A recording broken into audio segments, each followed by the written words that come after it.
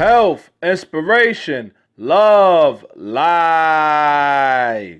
Edited and everything. Everything, Oh, King. word. Everything. Everything's a one-man show. Okay, I've You been know, seeing man. the videos I and got a stuff. cameraman. You know, eventually I'm gonna get him on some bigger stuff.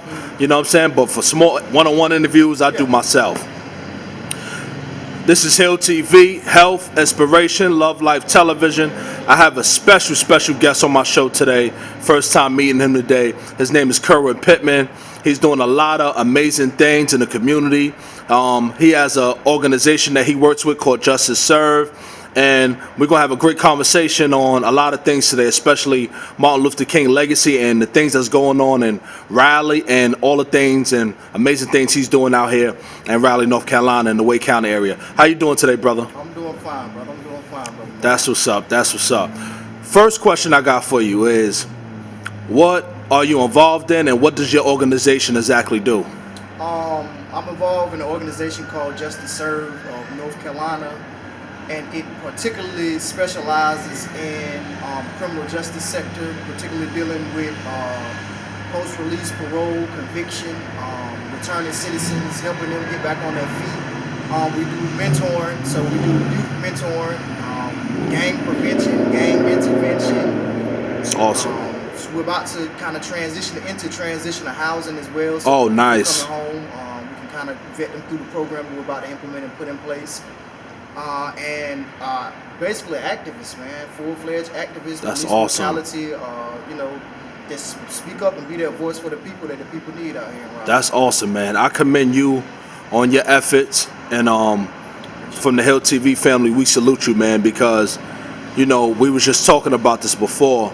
You're not defined by your past, man, and a lot of brothers that are incarcerated and getting out, a lot of them don't have outlets and don't have people out here waiting for them to assist them and get them to transition back into society, because it's a different world and it's changing fast every day. Every day is changing, and we need brothers like you out here to assist, especially with the young brothers, especially with the juveniles and the young kings out here coming out here trying to find their way. So I commend you on that. Next question I got for you is, how do you feel the relations between police and the community? How can that better on the police side? How can they better so-called police and have a better relationship with the community? Man, you know, that's one of the $1 million questions. Me and my team, we kind of been working behind the scenes to kind of bridge the gap between the community and police relations. But as incidents continue to occur, like the shooting that just happened, it kind of put a stigma and a strain on the relationship. So we've been currently reaching out to different officials within law enforcement to try to come to the table and sit down and hammer out some type of understanding between the community and them. First off, one of the major issues we're having is over-policing the communities. And we understand that they're scared, but you got to understand that the community is scared as well. Absolutely. With all the police brutalities and shootings and killings going on, they're scared as well. So when you got both sides scared, it automatically just leads for disaster. So we're trying to bridge that gap and kind of build relations better with them. So first, they got to stop over-policing the communities. They got to interact more with the community. I agree. So when you see this as just somebody who you are corralling up or just looking for crimes to be committed, you already looking at everybody with the perpetrator eye, like they've already committed a crime, instead of looking at them like this is just a citizens and what's going on. How's this day going? They run up on you, put your hands up, freeze, and they don't know what you got going on. Right, you got going on, exactly. And so they got to take that into consideration. Another thing, with Dick's being closed down, there's a lot of people in our community with mental health issues. And so more mental health training needs to be done for these law enforcement officers. So a lot of these guys and incidents that happen, like the one with Frederick Hall that happened right up the street here, this was a case of a brother having a breakdown. Is that the one I saw on the news where the brother was in the middle of the street fighting multiple officers? And right. So he was having a mental breakdown, and so you see in the beginning of the video, from the point that they show it as, it seemed like just an irate man. But Absolutely. before that, what they didn't show, what was on camera, was the man asking for help. Wow. He was asking for help. So this was a man actually calling out for help. Help. And so when he felt like the officer grabbed him, he automatically felt like he had to defend himself. Because then again, to go back to both parties being scared. Right. Mental health issues. Absolutely. Training on the officer And lack of communication and exactly. lack of training. Exactly. Wow. So, better training. With the incident that recently happened with the shooting of the officer here in Raleigh on Western Boulevard, the chief of police, Cassandra Deck Brown, called for more guns. Better. She's pushing her gun bill, so to speak. And so, which is cool. Okay, I can understand that. But my thing is, don't use just this incident to revamp your stockpile of weapons, but take some of that funding that you're trying to get and put it back into the community as well, because it's both sides. Absolutely. If not, And there has to be a balance. Exactly. So if it's no balance, you're just gonna have officers killing individuals with AK-47s now. It's crazy. Or riding through the urban communities with tanks. What's next? And so we have to have some type of balance, and we have to have some type of trust, and transparency is one of the things that my organization and a lot of these press conferences has been calling for. We need transparency. We need the truth.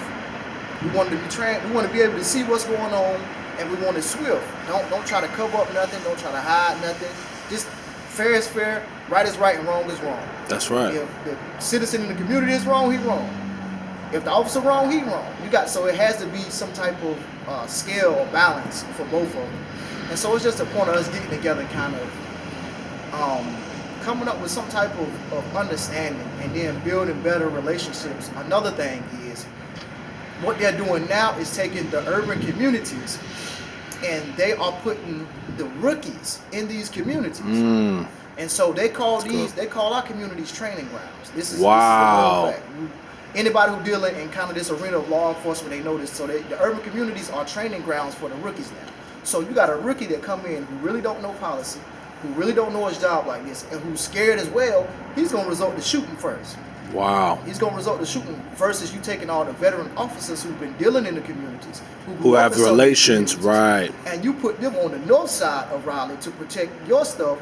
No, it doesn't work like that. We have to bring veteran officers back to the urban communities in order to kind of build their trust again.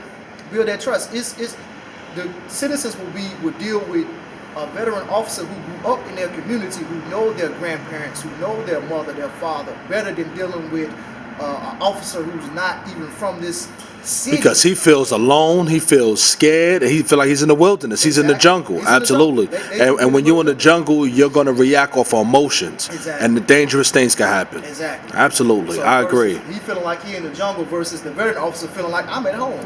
There you go. Perfect. I know Perfect analogy. So That's I right. Pull him to the side and have a conversation. Besides that, I ain't got to try to rough him up or nothing like that, because I know this man. And so that's one of the things that we got to. So it's a couple things that we're going to have to hammer out and kind of hopefully we can employ to help make this city better, because it's going into an uproar. It's going into an uproar. And it ain't even hot yet. It ain't even hot yet. How you feel about gentrification, especially in this area we're in, Southeast Raleigh right now, close to downtown? What are the changes you're noticing? Because you grew up around here, and you seen beginning and till now, you've seen what's been going on and how Southeast Raleigh has been evolving. Gentrification around here is severe, and so it's like a lot of other communities and cities. They're specializing on the downtown areas. So back in the day, the downtown areas used to be the part where they put most of the urban communities. If you look at a lot of different places, and so now they're taking back and trying to revamp the downtown areas, and so they're pushing out the blacks, and it's an influx of whites coming in, which is okay. Everybody deserves to stay where they want to stay.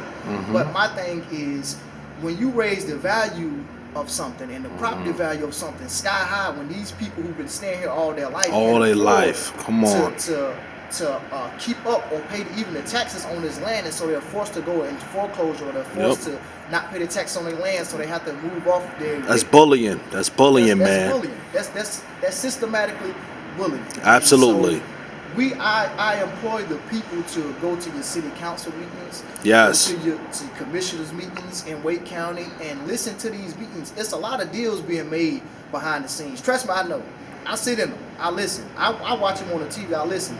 And so it's a lot of deals being made with different lands and different policies being passed that we're unaware of. I go into these meetings. Majority of these meetings are white people, and not to sound like racist or nothing like this or prejudice. I'm just calling it how it is. Right. None of our people are in there Yeah. to speak up for what's going on in their community, and it's decisions being made on their community, but they're not present. And so this is why this gentrification is going on like this. And so one of the ways that the people can do to try to combat it is get involved. Let's get involved. It's no need for you to cry when grandma get kicked out of the house because you ain't go to the You meeting to ain't stop you. grandma from Ooh. getting kicked out of the house. And no, and your community starts at home. It starts in your town, your block, and go to the local community centers, go to the town hall meetings, find out where it's at. A lot of us don't even know where it's at. Exactly. A lot of us don't even know who the mayor is. Exactly. And it's true, Exactly. and our people need to get more proactive, and we need to start learning. Is voting locally is important? Do you think voting locally? Oh, voting locally is so important. Recently, we was able to kind of change the tide of the sheriff's department, and it was a big part because of my organization, Justice Serve, pushing for Sheriff Gerald Baker. He won over former Sheriff Donnie Harrison, and Donnie Harrison had been ruling for 16 years. And I say ruling because of the different things that he kind of implemented in the system, with different police attacks, dog attacks, that nothing was ever done about. And so a lot of people got to really know that the sheriff department really has no check and balance. It doesn't. And so when you get somebody in here who has no check and balance, it's no telling what they might do, because who's going to stop them? So voting locally is very important. You have to vote locally, because if you don't get in front before it happened or try to prevent it or stop it, after it happened, there's nothing you can do but Absolutely. complain. And you can't blame nobody but yourself. But yourself. That's right. And so voting locally is very important. A lot of people try to get in some of these races. A lot of people try to get involved in some of these races. Even if you just get behind a particular political candidate, look at their agenda and what do they have in store. And don't be biased. Just because somebody is black, I don't care what color they is. If their agenda is online with the community and the people, then that's who you should go for. And if you elect and put them in office and they don't hold true to their agenda, put the fire to them too. That's right. Get them out of there. That's right. Get them out of there. Hold them accountable. Got to be That's held right. accountable. You That's have to be right. held accountable. It's all about the benefit, of the people. It's windy. Exactly. Of the people. Exactly. Last question I got for you, brother, is Martin Luther King celebration is a couple days away. What his legacy means to you? Martin Luther King legacy is of paramount importance. Looking at the culture back in those years, it was perpetrated mainly on violence and intimidation and bullying, and yet you had a man who wasn't afraid to stand up and who lost his life behind the struggle. And so continuing to struggle in his legacy and continuing to move forward and be the people's champion, or just be the voice for the people, is important. And we shouldn't just be one voice. It should be multiple on top of multiple on top of multiple voices. Because if we all stand together, then it's no way we could fall. That's right. They might can take one of us down, but we still have 3,000 more people standing and saying the same thing. And so we have to come together to unify collectively and continue to push his legacy for change, for the betterment of our people, and for equal rights on all levels. Notice I ain't say protections, I said equal rights on all levels. Because a lot of human rights are being violated. And so if you don't know your rights, you don't know if your rights are being violated. And I receive a lot of phone calls of individuals' rights being violated. Wow. So not only do I try to assist them, but I try to push them in the direction of going into studying these things themselves. Because just because you've been a victim doesn't mean you can't come out and be a victor and be somebody who's at the forefront of the movement for your people and your community. So his legacy, man, is just phenomenal. That's I'm awesome. grateful this man came and paved the way. It's an honor to even say to even speak this man's name. And so we just got to continue to push forward here in Raleigh and Wake County and do what's right and stand up for the people, be the voice, and don't be scared. Do not be scared. Stand up. Awesome, man. Awesome. Do you have any inspirational words for young men getting out of prison, adults? What inspirational words do you have for them? Oh, man. Look at this. See, right now it's an incident. We have the sheriff pulling in right now. It's insane. But inspirational words. Always stand up for what's right. Regardless. Regardless of how many people are against it. Regardless of how many people say you can't do it, you won't be able to do it. Push forward with your dreams. Just because you have done time doesn't mean you can't become who you are. And once you realize who you are, how great you are, how powerful you are, the world is yours. The world is yours. And awesome. So when you're doing that time, use the time wisely and don't let the time do you. Study. Use it like it's school. You have all the time in the world in there. Use it like it's school. Study. Study and show yourself approved. That's awesome, brother. Social media sites, where can they find you, Mr. Pittman? I know you have a book out also. I have a book out. You can find me on Facebook at Kerwin Pittman L. That's Kerwin Pittman Pittman Lel. You can find me on Instagram at amfit1.com. And also, as well as you could pick up my book, Love Yours, A Guide on How to Love Yourself, which basically is a book about empowering people with different techniques on how to love themselves. You can actually order this book from my website at amfit1.wixsite.com/love yours. That's amfit1.wixsite.com/love yours. Love yours is all one word together. You go to that site, you can order the book. It'll be shipped to you, signed. I'll sign a copy for you, and continue to support our people, continue to uplift our people, never give up, and always push for change. All right, brother. There you have it, man. Make sure y'all support this amazing brother.